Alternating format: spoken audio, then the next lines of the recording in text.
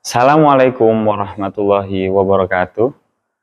Halo Sopus, kembali lagi dengan Digital Library di sini. Saya Ovi, di samping saya ada Bapak Zawawi selaku Kaur Digital Library. Baik Sopus, kita akan langsung tanya-tanya saja biar lebih jelas. Oke, pertama Bapak Zaw, perpustakaan kan ini buka sampai jam 8 malam. Nah, apakah Digital Library juga buka sampai jam 8? Oke, tadi udah dikenalkan Mas Sofi ya. Saya Zawawi, seperti itu. Oke, jadi perpustakaan UMM betul buka sampai jam 8 malam. Untuk Digital Library kita buka sampai jam 6, seperti itu teman-teman. Ya, yang buka sampai jam 8 malam itu adalah layanan antara lain administrasi, layanan sirkulasi. Nah, seperti itu. Untuk Digital Library sampai jam 6 malam. Seperti itu. Oke. Ya, baik Pak Zaw. Ini kadang ada pertanyaan lanjutan yang sering. Ya. Itu apa sih bedanya? Jadi kan teman-teman, kita pengumpulan tugas akhir itu ada dua. Satu ePrint, satu Digital Library, Digilib. Nah, itu apa bedanya? Oke, baik. Apa sih yang membedakan ya antara aplikasi ePrint yang kita kenal biasanya repositori UMM, nah, dan aplikasi Digilib, ya aplikasi Digilib yang hanya bisa diakses menggunakan internet UMM atau komputer yang ada di sini, seperti itu. Nah, apa bedanya? Yang membedakan adalah yang pertama, untuk yang repositori adalah koleksi-koleksi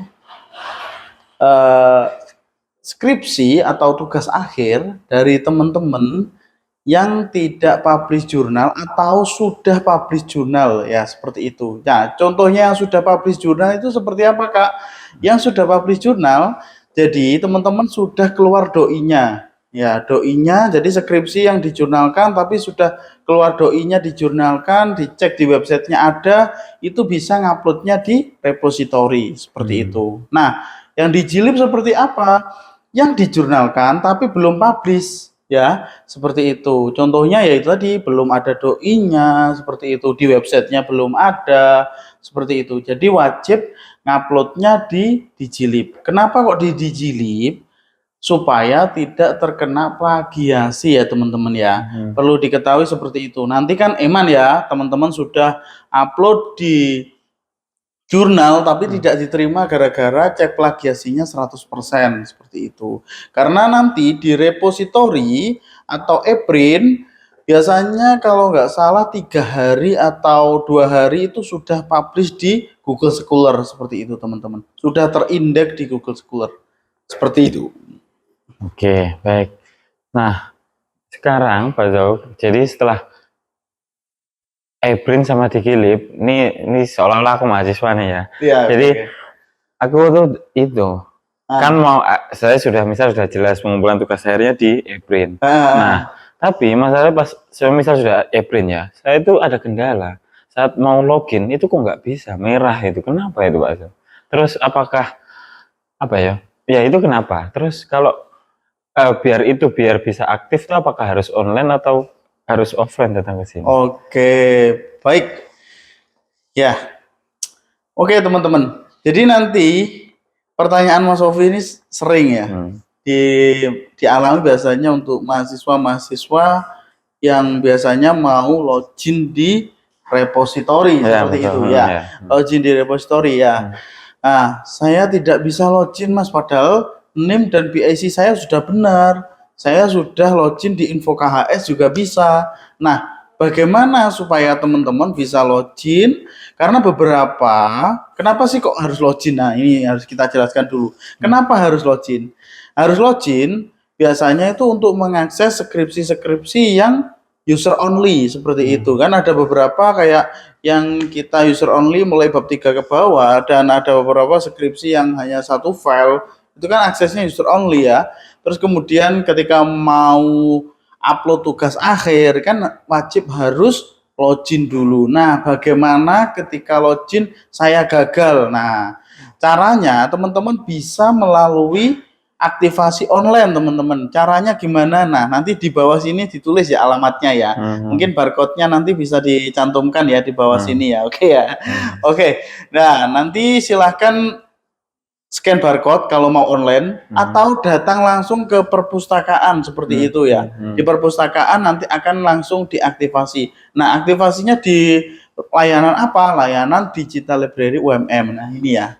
Kalau tempatnya seperti ini berarti sudah masuk di layanan Digital Library gitu. Nah, nanti setelah diaktifasi teman-teman baru bisa login kembali seperti itu. Gitu, Mas Sofi. Terima kasih. Nah, sekarang setelah aktif, Ya. ini ya saya bingung juga, Pak. Skripsi saya ini formatnya artikel, tapi di keterangan itu harus dipisah per bab. Oh ya. Terus saya nggak tahu juga untuk uploadnya itu gimana caranya. Terus gimana? Apakah untuk mengetahui itu apakah harus offline? Apakah online juga bisa? Karena saya belum tahu prosedurnya itu. Oke. Terus setelah ya itu dulu Pak tuh. Ya. Itu terus setelah upload prosedur, setelah itu verifikasinya tuh harus datang ke sini ataukah online? Oke, baik. Seperti itu. Baik, jadi yang dibingungkan di teman-teman biasanya di situ di keterangannya di panduan itu kan ada dipisah-pisah ya. Di bagian pendahuluan isinya bla bla bla bla bla. Terus kemudian di bab 1 dipisah, bab 2 dipisah dan lain-lain. Oke, bentar ya. Jadi betul bahwasannya dipisah-pisah bab 1, bab 2, bab 3. Jika skripsinya formatnya per bab. Untuk mengetahui per bab bagaimana, silahkan dicek sendiri ya teman-teman. Dicek di situ skripsinya ada bab 1, bab 2-nya apa enggak. Kalau ada silahkan dipisah-pisah seperti itu ya, sesuai prosedurnya. Nah, di bawah itu, di bawah panduan itu ada keterangannya juga ya.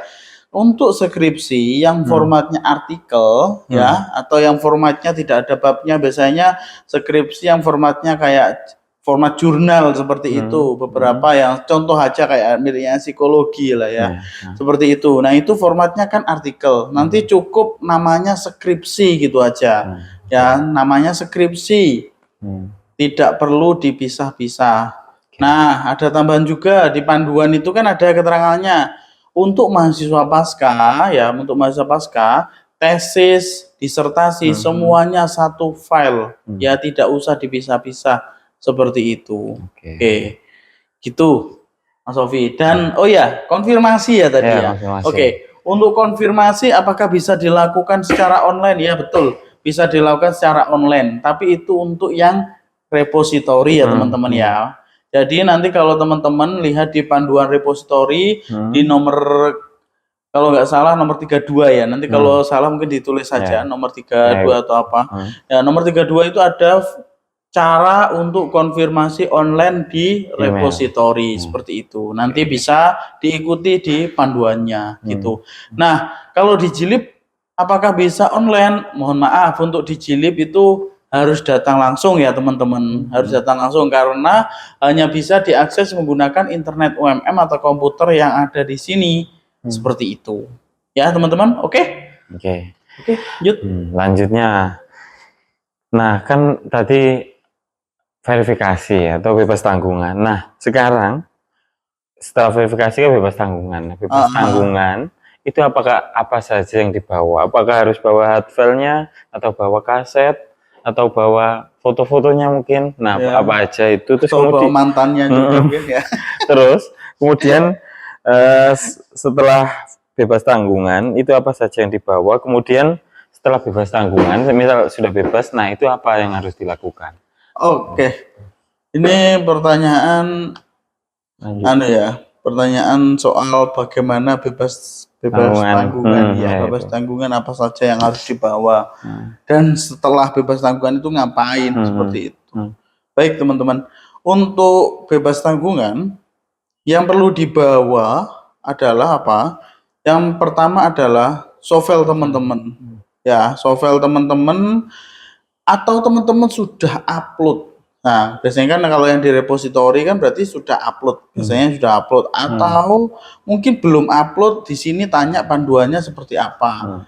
Nah, tidak mewajibkan di sini membawa hard copy teman-teman seperti itu. Kalau teman-teman mau bawa silahkan seperti itu. Kalau nggak bawa pun juga silahkan seperti itu. Jadi teman-teman silahkan datang ke sini bawa filenya yang sudah betul ya. Mulai dari pertama ada covernya, sudah di watermark, sudah ada headernya yang di ketentuan kita itu ya teman-teman. Terus kemudian itu lembar pengesahannya sudah ditandatangani lengkap dan sudah ada stempelnya juga, abstraknya juga sudah ada dan lain-lain yang ketentuan yang tertulis di peraturan atau di panduan. Seperti itu. Jadi teman-teman cukup membawa itu aja. Kalau belum ngupload nggak apa. Ya, nanti teman-teman bisa kita tunjukkan cara uploadnya seperti apa, seperti itu. Nah, apakah harus membawa yang lain? Nggak ada, cuma itu aja. Nah, setelah itu bagaimana? Ketika sudah bebas, oke. Ketika sudah bebas, biasanya kita akan plong KTM teman-teman. Yang langsung ke sini, biasanya langsung kita plong KTM-nya. Yang online buktinya biasanya langsung balasan di emailnya ada nanti ya. Dengan format yang sudah kita kirimkan di email. Nah, itu sebagai buktinya. Kalau langsung ke sini, nanti KTM-nya kita plong. Seperti itu. Nah, selanjutnya bagaimana? Apakah saya harus konfirmasi ke TU? Nah, beberapa TU ada yang minta konfirmasi, beberapa TU ada yang enggak seperti itu. Jadi teman-teman cukup bisa langsung ditindaklanjuti di form pendaftaran wisuda. Biasanya kayaknya di Info KS kalau nggak salah ya teman-teman ya. Nanti silahkan dicek di form pendaftaran wisuda. Teman-teman kalau di situ keterangannya masih belum bebas tanggungan perpustakaan, nah ditunggu dulu ya teman-teman, mungkin dari TU-nya belum di-refresh seperti itu. Oke, seperti itu. Siap.